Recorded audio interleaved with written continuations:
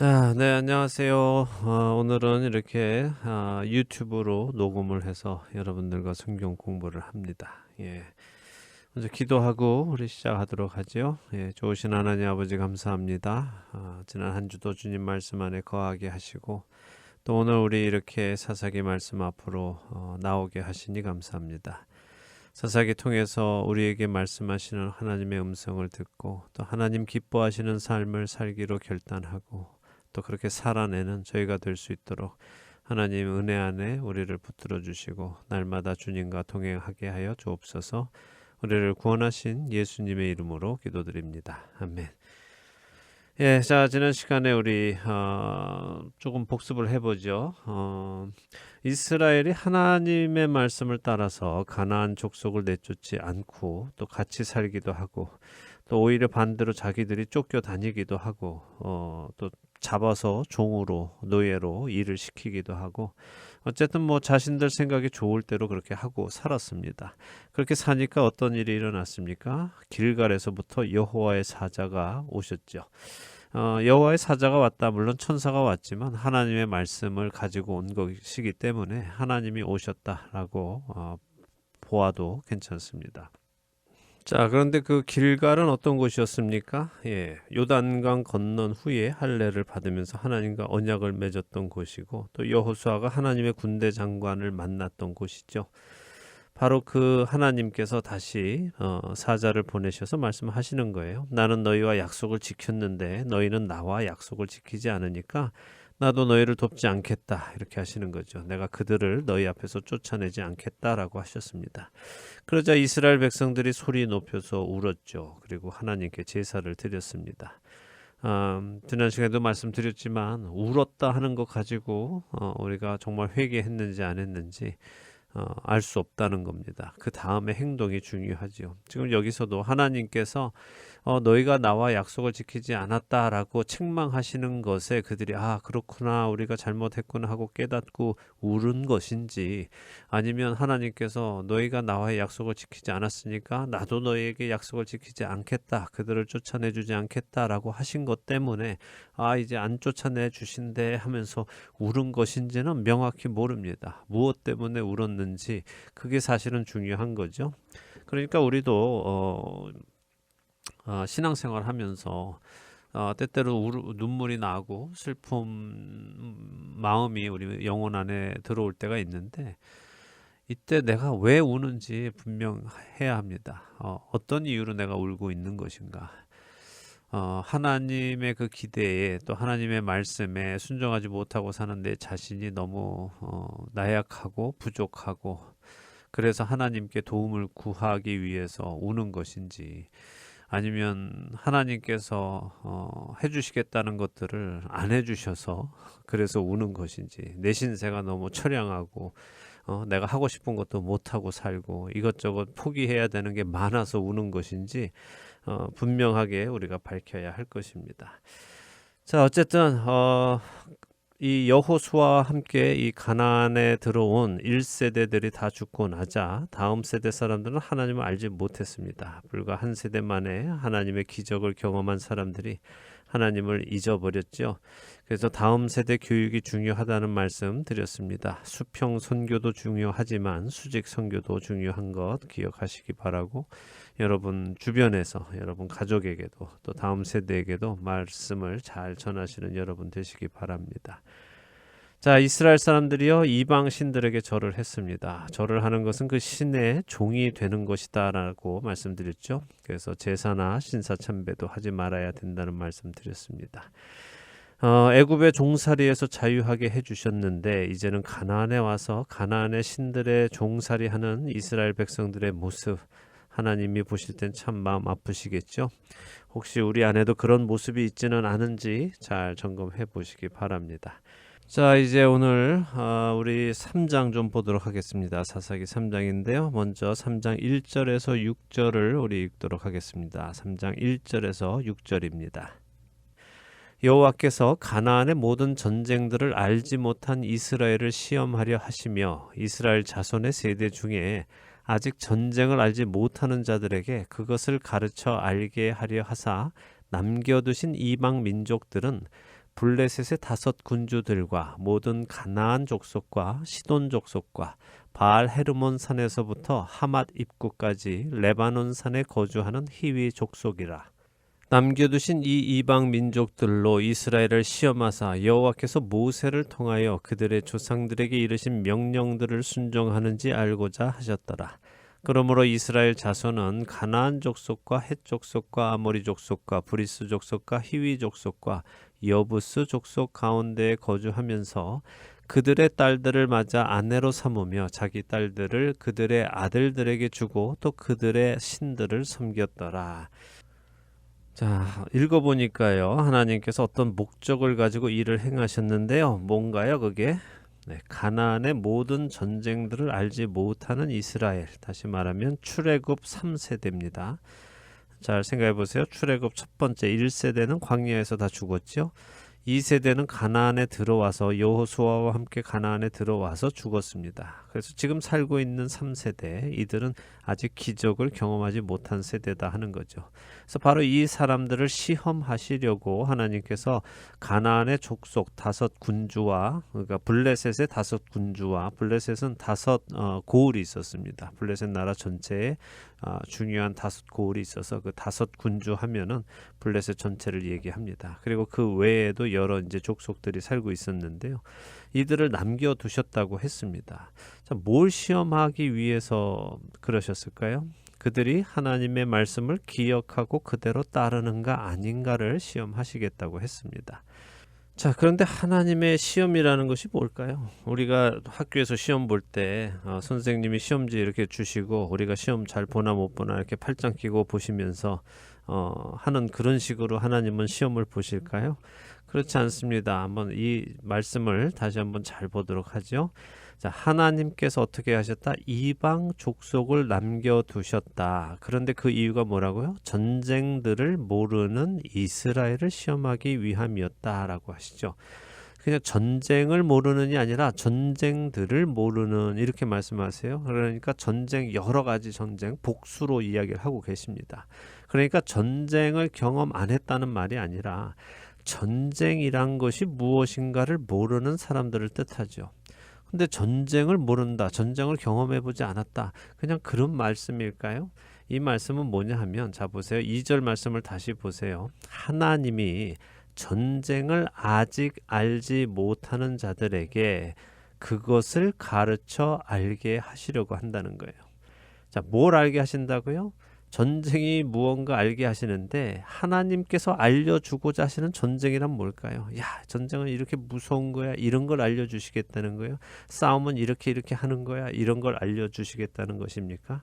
그게 아니라, 전쟁은 무엇이다? 전쟁은 너희가 하는 것이 아니라 내가 하는 것이다. 하나님께서 백성들에게 알려주고자 하신다는 거예요. 자, 하나님께서 알려주시고자 하는 전쟁은 뭡니까? 그거는, 전쟁은 내가 하는 것이 아니라 하나님께서 하시는 것이다. 내가 할 일은 하나님의 음성에 순종하는 것이다. 그것을 알려주고자 하신다는 거예요. 자, 출애굽 2세대, 그러니까 여호수아와 함께 이 가나안에 들어왔던 1세대는 전쟁을 해보았죠. 여호수아를 쫓아서 전쟁을 해봤습니다. 그때 하나님께 순종하면 이기고 하나님께 순종 안 하면 지고 하는 것을 여리고 전투를 통해서 또 아이성 전투를 통해서 다 배웠습니다. 실제적으로 경험을 했단 말이에요. 하나님께 순종했더니 그 난공불락의 여리고 성은 그렇게 그냥 싸움을 하지 않아도 쉽게 무너져 내리던데, 하나님의 말씀에 순종하지 않고 전리품을 숨긴 아간이 그 안에 있었더니 아이성은 어땠습니까? 정말 아주 작은 성이어서 이스라엘 백성 다 갈 필요도 없이 몇 명만 보냈는데도 불구하고 크게 대패하고 왔죠. 그러니까 이렇게 경험을 하는 거예요. 하나님의 말씀에 순종하면 전쟁에 이기고 하나님의 말씀에 불순종하면 전쟁에서 지고 하는 이것들을 다 겪으면서 전쟁이란 무엇인가를 그들은 배웠단 말이죠. 가나안 1세대는 그것을 배웠는데 지금 가나안 2세대는 그것을 모른다는 거예요. 그래서 하나님께서 그것을 알려주시고 싶다 하는 거죠. 이것을 알려주시기 위해서 그들을 시험하려 하신다라고 말씀하는 겁니다. 그러니까 너네 잘하나 못하나 그냥 그걸 보시는 게 아니라 이들을 통해서 이들에게 하나님께서 친히 전쟁을 함께 해주심으로 인해서 이들이 하나님의 말씀을 들을 때 우리가 정말 불가능해 보이는 전쟁도 이길 수 있구나 하는 것을 경험하게 하고, 가능한 전쟁도 우리가 하나님의 말씀에 순종하지 않을 때 지는구나. 그럼 결국 전쟁의 승패는 누구에게 있다? 하나님께 있고 우리의 순종과 불순종에 있다 하는 것을 깨달아 알게 하시고자 한다는 것이죠. 자, 그래서 4절에 이 말씀을 하는 거예요. 바로 이들을 통해 그들이 하나님의 말씀을 지키는지 먼저 알고자 하셨다는 거죠. 그래서 어떻게 됩니까? 5절에 보니까 그러므로, 이 말은 그리고 혹은 그런대로로 번역하는 게 더 나아요. 그러니까 그러므로라고 하는 것보다 그런데 하나님께서 그런데 어떻게 해요? 그런데 그들의 믿음을 보시려고 내버려 두셨는데 어떻게 됐을까요? 그들이 아니나 다를까 말씀에 순종해서 싸우는 것이 아니고 몰아내는 것이 아니라 오히려 그들의 딸들을 맞아 아내로 삼고 자기 딸들을 그들의 아들들에게 주고 그들의 신을 섬겼다 하는 거예요. 하나님께서 이들이 하나님의 말씀에 순종하나 안 하나 보시기 위해서 그 가나안 민족들을 내버려 두셔 봤더니 이들이 하나님의 말씀에 순종해서 전쟁을 하려 한 게 아니라 어떻게 했다고요? 그들과 계약을 맺고 아들을 주고 딸을 주고 이렇게 서로 섞여서 살고 그들의 신을 섬기는 일을 했다 하는 거죠. 하나님께서 하지 말라고 하신 것을 다 하고 있다는 거예요. 세상과 섞여서 살고 있는 거죠. 그들에게 동화되어져 가는 겁니다. 자, 이거는 안 된다는 거예요. 그런데 이렇게 하고 있다는 거죠. 자, 그렇다면 우리가 배운 사사기의 사이클 있죠. 자, 이스라엘이 범죄하고 하나님이 징계하시고 그 다음에 이스라엘이 회개하고 하나님께서 사사를 들어서 구원하시고 이스라엘의 평온이 오고 하는 이 사이클이 있잖아요. 이 중에 지금 이 시대는 어떤 시대입니까? 그 범죄하고 있는 시대죠. 범죄의 때죠. 자, 그럼 범죄하고 있으니까 어떤 일이 일어나겠습니까? 그렇죠. 하나님께서 징계를 하시겠죠. 자, 어떤 징계를 하시는지 우리 7절에서 11절까지 보도록 하겠습니다. 7절에서 11절 읽겠습니다. 이스라엘 자손이 여호와의 목전에 악을 행하여 자기들의 하나님 여호와를 잊어버리고 바알들과 아세라들을 섬긴지라. 여호와께서 이스라엘에게 진노하사 그들을 메소보다미아 왕 구산 리사다임의 손에 파셨으므로 이스라엘 자손이 구산 리사다임을 8년 동안 섬겼더니 이스라엘 자손이 여호와께 부르짖음에 여호와께서 이스라엘 자손을 위하여 한 구원자를 세워 그들을 구원하게 하시니 그는 곧 갈렙의 아우 그나스의 아들 온니엘이라. 여호와의 영이 그에게 임하셨으므로 그가 이스라엘의 사사가 되어 나가서 싸울 때에 여호와께서 메소보다미아 왕 구산 리사다임을 그의 손에 넘겨주심에 온니엘의 손이 구산 리사다임을 이기니라. 그 땅이 평온한 지 40년에 그나스의 아들 온니엘이 죽었더라. 자, 그 서클 모든 게 다 나왔습니다. 하나님의 징계와 백성들의 회개와 사사를 들어서 구원하시고 그 다음에 평온한 이스라엘, 이게 지금 짧은 5절에 다 나와 있는데요. 자, 한 절씩 보죠. 7절에 악을 행하니까 하나님을 잊고 다른 신을 섬겨서 범죄를 했습니다. 그랬더니 8절에 범죄를 하니까 어떻게 해요? 하나님의 징계가 있죠. 근데 어떤 징계였습니까? 하나님께서 진노하셔서 메소보다미아의 왕에게 파셨다고 했습니다. 이스라엘이 메소보다미아의 지배를 받은 거죠. 메소보다미아는 어디입니까? 예전에 아브라함이 살던 그 고향이죠. 바벨론, 그쪽에 옛 바벨론 땅, 거기에서 구산 리사다임이라는 왕이 여기까지 손을 뻗쳐서 이들을 지금 지배하고 있습니다. 근데 이 구산 리사다임이라는 이름의 의미는 2배로 악한 구산이라는 뜻입니다. 그러니까 구산이라는 사람보다 2배로 악하다, 이런 뜻이에요. 그러니까 예전에 아마 구산이라는 왕이 있었던 것 같아요. 굉장히 악한 왕이었는데 그 왕보다도 2배로 악한 아주 악질적인 그런 왕이었던 것 같습니다. 이런 악질적인 왕 밑에 있었으니 참 힘들었겠죠. 그래서 그 밑에 얼마나 고생했습니까? 8년 동안을 고생을 한 겁니다. 자, 이렇게 악질인 왕 밑에서 8년을 고생하니까 어떻게 되겠습니까? 죽는다는 소리가 나오겠죠. 그래서 9절에 주여 죽겠나이다, 힘듭니다 하면서 이제 회개의 단계로 들어간 겁니다. 이제 9절에 보니까 여호와께 부르짖음에 이게 정말 죽겠습니다. 하나님 우리 좀 살려주세요 하는 거죠. 자, 이들이 이렇게 또 부르짖으니까 하나님께서는 또 바로 구원자를 세우십니다.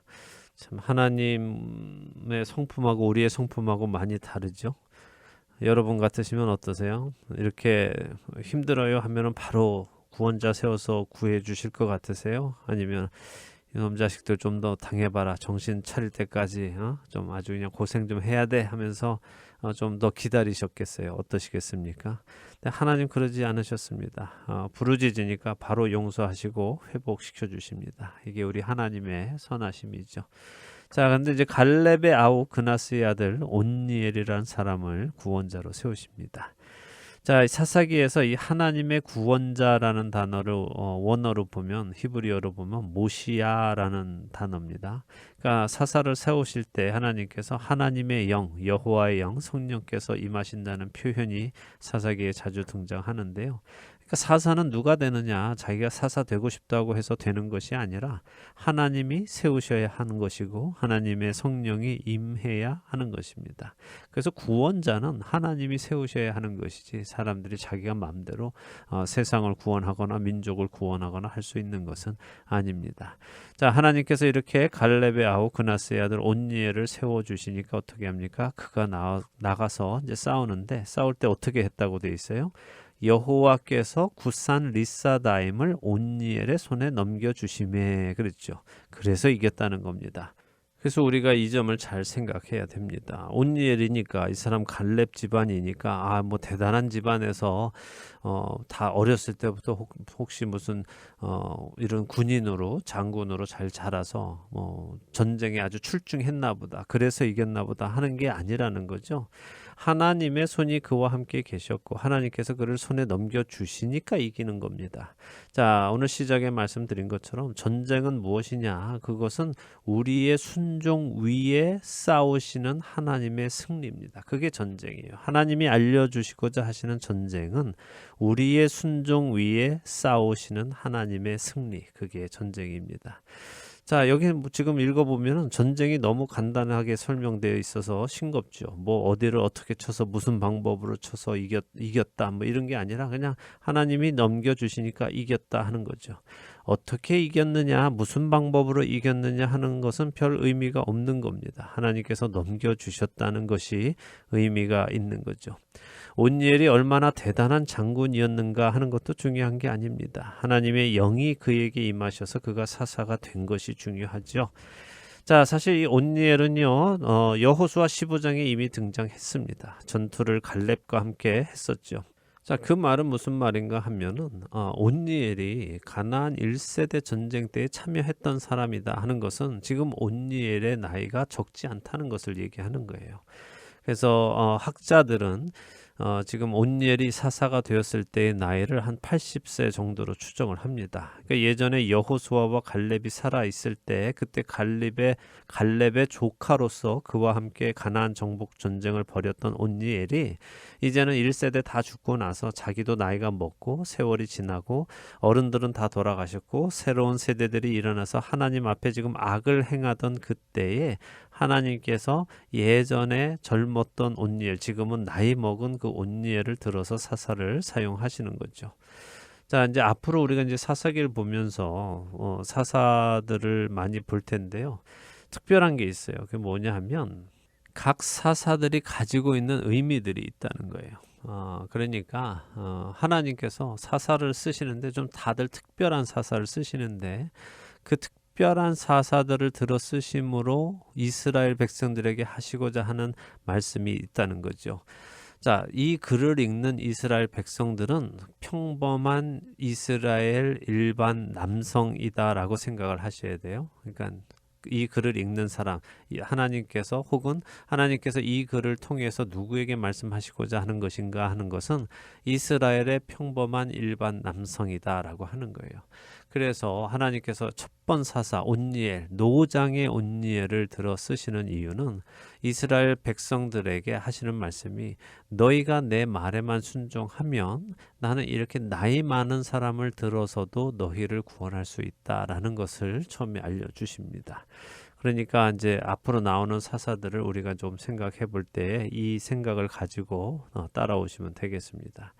자, 그리고 또 이 사사기에는 사사들이 여럿 나오는데요. 사실 사사들이 가면 갈수록 끝이 좋지 않습니다. 근데 온니엘은 지금 사사 제일 처음으로 나타나는 사사로서 사사의 전형 아주 좋은 사사입니다. 자, 그래서 그에게 모시아 구원자라는 호칭을 주는 것도 예외는 아니지요. 이 호칭은 사사기에서 온니엘과 에훗만이 듣습니다. 이제 두 번째 나오는 사사 에훗도 구원자라는 호칭을 듣습니다. 어쨌든 기억할 것은 이겁니다. 온니엘이 잘 나가던 때에 힘이 넘치던 때에 사사로 부르심 받은 것이 아니라는 거예요. 그가 노후에 사사로 부르심을 받았다는 거죠. 제가 자주 말씀드리죠. 우리가 집중해야 할 것은 손가락이 아니라 그 손가락이 가리키는 하나님을 바라보아야 한다는 것입니다. 이 훈련을 끊임없이 해야 돼요. 온니엘이 전쟁에 이겼다 해서 와, 온니엘이 대단한 사람인가 보다. 온니엘은 어떤 실력을 가졌나? 그는 무슨 믿음을 가졌나? 이런 것들을 보는 게 아니라 그 온니엘을 사용하시는 하나님을 우리가 볼 줄 알아야 된다는 겁니다. 자, 그러니까 우리도 마찬가지예요. 여러분이나 저나 우리가 사실 어떤 능력이 있어서 하나님께 쓰임 받는 게 아닙니다. 이렇게 부족하고 연약하고 또 사실 마음 하나 제대로 간수 잘 못하는 우리들을 하나님께서 사용하신다는 것은 그만큼 하나님의 능력이 대단하다 하시는 겁니다. 그러니까 하나님께 집중하는 우리가 되기를 바랍니다. 자, 이렇게 온니엘이 하나님께서 온니엘을 사용하셔서 이스라엘을 구원해 주셨습니다. 그랬더니 40년 동안 이스라엘을 평온하게 하고 죽었다 하죠. 자, 어쨌든 적어도 40년간은 이스라엘에 하나님을 섬기는 일이 회복되었다 하는 겁니다. 그래서 우상을 섬기지 않는 일이 한 40년은 있었던 거죠. 자, 그래서 지금 이 온니엘 이야기 안에 사실은 사사기의 모든 이야기가 다 들어있는 거예요. 앞으로 이 이야기의 반복입니다. 계속해서. 자, 지난 시간에도 첫 시간부터 말씀드렸듯이 이렇게 사사기의 사이클은 계속해서 이어지죠. 평온한 가운데 이스라엘이 하나님을 떠나고 범죄하고 하나님은 그들을 다른 나라를 들어서 징계하시고 그러면 그들은 하나님께 부르짖고 하나님은 사사를 들어서 세워서 그들을 구원하시고 그러면 또 평온한 생활을 어느 정도 하다가 또 죄를 짓고 이 모습이 이제 계속 반복이 되는 겁니다. 자, 이렇게 해서 이제 첫 번째 사사 온니엘의 이야기는 끝이 납니다. 이제 온니엘 다음으로 일어나는 이제 사사가 있는데요. 그 사사 이야기를 조금 볼까요? 12절에서 14절 보도록 하겠습니다. 12절에서 14절입니다. 이스라엘 자손이 또 여호와의 목전에 악을 행하니라. 이스라엘 자손이 여호와의 목전에 악을 행함으로 여호와께서 모압 왕 에글론을 강성하게 하사 그들을 대적하게 하시매 에글론이 암몬과 아말렉 자손들을 모아 가지고 와서 이스라엘을 쳐서 종려나무 성읍을 점령한지라. 이에 이스라엘 자손이 모압 왕 에글론을 18해 동안 섬기니라. 자, 오늘은 이제 뭐 여기까지만 볼 텐데요. 일단 좀 보죠. 온니엘을 통해서 평온함을 얻은 지 40년이 지났습니다. 이스라엘 백성들이 또 어떻게 해요? 슬금슬금 하나님을 떠나기 시작했죠. 하나님의 목전에 악을 행했다라고 했습니다. 하나님 목전에 뭐 어떤 악을 행했을까요? 예, 맞습니다. 또다시 가나안 민족과 섞이고 그들의 신을 섬기기 시작했죠. 자, 평안해지면 죄를 기웃거리는 것이 육신을 입은 우리의 모습입니다. 근데 왜 이렇게 그들은 자꾸 가나안 민족의 신을 이렇게 바랬을까요? 왜 그렇다고 생각하세요? 그렇죠. 하나님께서 원하시는 것은 우리 육신과 반대되는 거거든요. 우리 육신이 원하는 것을 하지 말라고 하시고 거룩한 것을 쫓으라고 하시니 참 그게 어려운데 가나안의 신들은 막 육신이 원하는 대로 다 하고 살라고 하니까 너무 좋죠. 그러니까 하나님 섬기는 것보다 신들을 섬기는 게 훨씬 편하니까 자꾸 그렇게 가게 됩니다. 자, 이렇게 범죄하게 되니까 뭐가 오겠습니까? 당연히 징계가 와야죠. 자, 하나님께서 이번에는 모압 왕 에글론을 강성하게 하셨습니다. 자, 모압 왕은 바로 가나안 땅에 살고 있었던 모압 족속의 왕이고요. 모압은 아브라함의 조카 롯이 자기의 딸과 낳은 아들 중에 하나죠. 암몬과 모압 그들 중에 하나입니다. 자, 그런데 우리가 여기서 생각해 볼 게 있습니다. 먼저는 하나님은 이스라엘만의 하나님이 아니시다 하는 거예요. 그러니까 하나님은 모든 민족의 하나님이죠. 앞에 온니엘 때도 봤을 때 메소보다미아 왕 구산 리사다임의 손에 이스라엘을 파셨잖아요. 그러니까 그 메소보다미아 왕이 이스라엘을 다스릴 수 있었던 이유는 하나님이 그렇게 메소보다미아 왕에게 힘을 주셨기 때문이죠. 지금 여기서도 마찬가지입니다. 모압 왕 에글론을 하나님이 어떻게 하셨다고요? 강성하게 하신 거예요. 하나님께서 그에게 힘을 주신 거죠. 그러니까 하나님이 어떤 나라든 하나님이 힘을 주셔야 또 허락하셔야 그 일이 일어난다 하는 것입니다. 그래서 하나님은 이스라엘만의 신이 아니라 모든 민족의 신이시고 모든 피조물의 신이신 것을 우리가 여기서 볼 수 있습니다. 또 한 가지 볼 수 있는 게요. 하나님은 자기 백성 이스라엘을 교육하시기 위해서 악한 민족을 키우기도 하신다는 거예요. 악한 민족에게 힘을 주시기도 하신다는 거죠. 이게 이제 우리 상식으로는 잘 이해가 안 돼요. 왜냐하면 우리 상식에서는 내 자식 혼내기 위해서 옆집 애한테 힘을 준다는 게 말이 안 되거든요. 우리는 잘 안 그러죠. 아무리 그래도 내 아들의 힘을 없애고 옆집 애가 더 힘을 갖게 해서 그 애가 내 아들을 괴롭히도록 그렇게 하지는 않는단 말이죠. 그렇지만 하나님은 그렇게 하신다는 거예요. 왜요? 내 자녀가 올바른 길을 가게 하시는 것이 더 중요하기 때문이죠. 자, 그래서 한 나라를 세우고 무너뜨리는 것이 하나님의 전적인 주권이라는 것을 기억하셔야 되고, 또 하나는 하나님께서는 그 자녀가 올바른 길을 가게 하시기 위해서는 다른 자들에게, 특별히 악한 자들을 강성하게도 하실 수 있다 하는 겁니다. 그러니까 우리가 세상 살다 보면서 그런 생각을 할 수 있는 거죠. 왜 이렇게 악인이 잘 될까? 하나님이 계시다면 왜 악인이 잘 되고 우리 크리스찬들은 이렇게 힘이 들까? 라고 볼 때, 이 하나님의 이런 모습을 보면 우리는 알 수 있죠. 그렇구나. 우리가 지금 하나님께 더 트레이닝 받아야 할 것들이 있구나. 하나님께서 우리 안에 버리기 원하시는 것들이 있구나. 하나님께서 우리로 하나님을 더욱 신뢰할 수 있도록 하시기 위해서 지금 저 사람들에게 힘을 주시고 계시구나. 라는 것을 본다면 우리의 자세가 달라지겠죠. 막 억울해요. 뭐 하나님 왜 저 사람도 혼내주세요. 그런 얘기하는 게 아니라 항상 나를 돌아보게 되어 있고 내가 무엇을 할까 어떻게 할까 내 모습이 어떻게 변해가야 할까 이런 데에 이제 신경 쓰게 된다는 겁니다. 그래서 우리가 이 주권을 잘 이해해야 합니다. 하나님이 가지고 계시는 이 주권 이해해야 되죠. 그렇지 않으면 우리는 하나님께 불평하게 됩니다. 하나님 왜 악한 구산 리사다임에게 힘을 주십니까? 왜 악한 에글론에게 힘을 주십니까? 그들을 멸하여 주시옵소서 이렇게 막 기도하고 한단 말이죠. 근데 그것은 바른 자세가 아닙니다. 주님 우리가 잘못했습니다. 나부터 내 죄에서 돌이키게 하시고 우리 민족이 우리의 죄에서 돌이키게 해주세요라고 하는 게 바른 자세인 거죠. 자, 그러니까 우리가 지금 이 시대의 교회가 무엇을 기도하는지 또 여러분 각자는 무엇을 기도하는지 잘 생각하셔야 됩니다.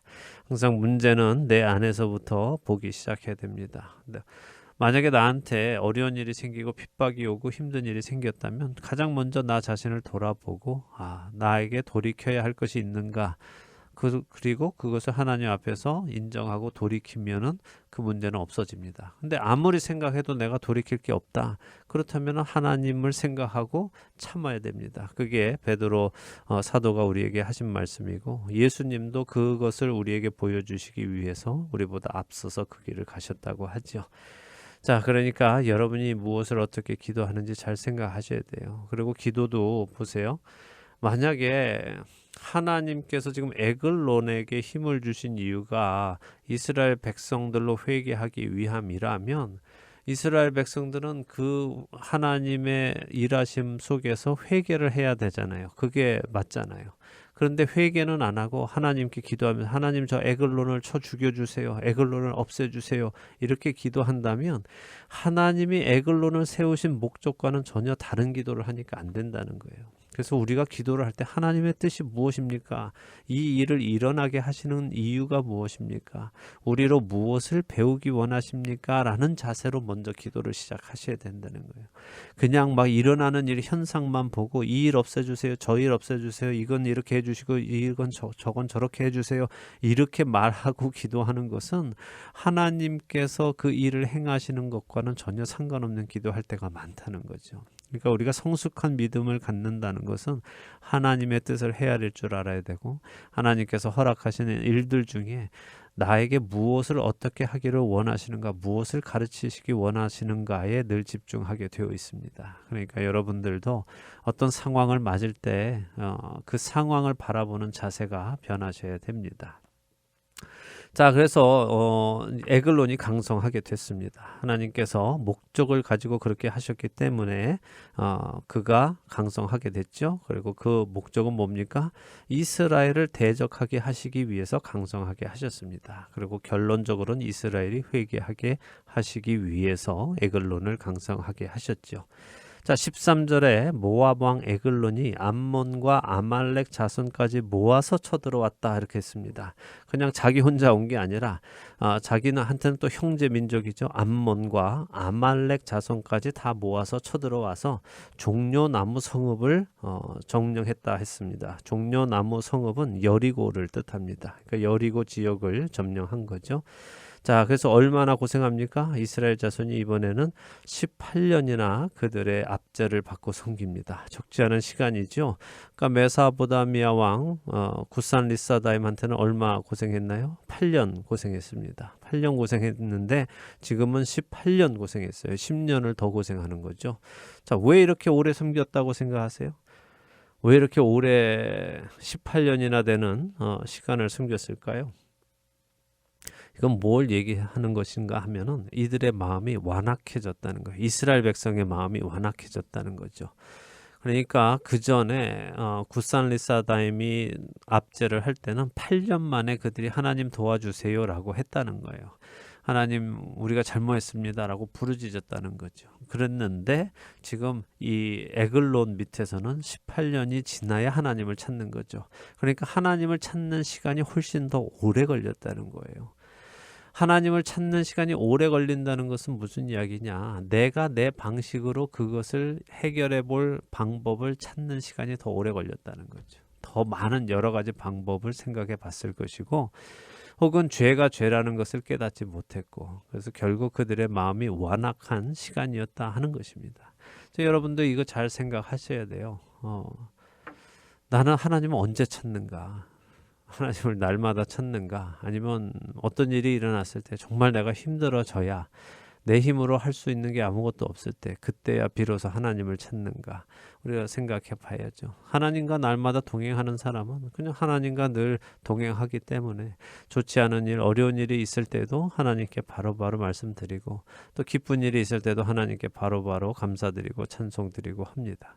근데 그렇지 않은 사람, 하나님 필요할 때만 하나님 찾고 필요 없을 땐 자기 혼자 힘으로 살아가는 사람들, 바로 지금 이 이스라엘 백성들처럼 그렇게 살아가다가는 그냥 정말 자기네가 죽을 것 같을 때가 되어야 비로소 하나님을 찾는 거죠. 그리고 그 시간은 점점 이렇게 오래 걸리는 겁니다. 18년이라는 시간을 지나야 그들이 겨우 하나님께 이제 자신들을 구해 달라고 이야기하는 것입니다. 자, 오늘은 여기까지 이렇게 보도록 하고요. 이제 다음 시간에 하나님께서 이들이 이제 하나님 앞에 회개할 때 또 부르짖을 때 어떤 방식으로 그들을 구원해 주시는지 그것은 이제 다음 시간에 보도록 하겠습니다. 그래서 오늘은 3장 1절에서 우리 14절까지 봤습니다.